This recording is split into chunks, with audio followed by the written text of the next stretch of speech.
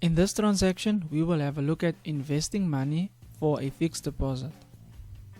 Now the business can decide to invest money in the bank for a certain period of time.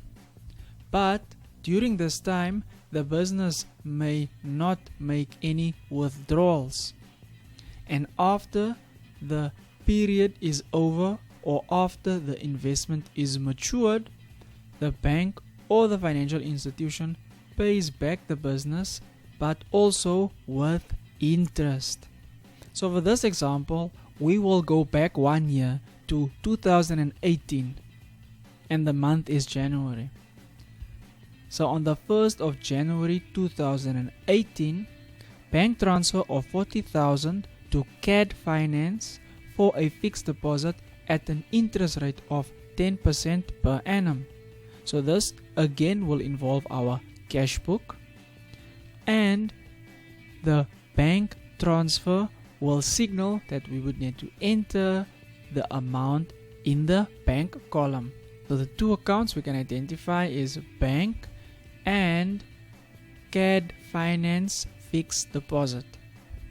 So the bank balance of the business's account is $50,000, and now it made a fixed deposit of 40,000 with CAD Finance, and after that fixed deposit, the business's bank account reduced to $10,000. For this transaction, the business did not have a fixed deposit at CAD Finance, but now after this bank transfer of 40,000, the fixed deposit at CAD Finance increased to 40,000. So our bank is decreasing while our fixed deposit at CAD Finance is increasing.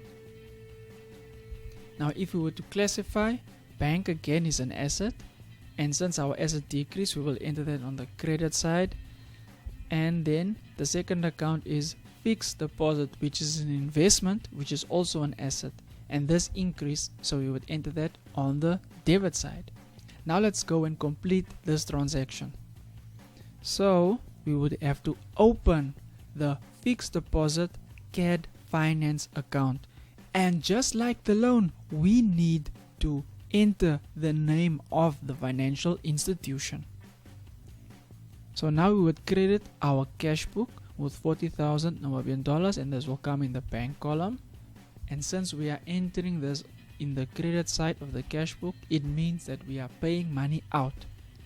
And then we would debit our fixed deposit CAD Finance account with $40,000, and the description will be bank. And this will complete our double entry process.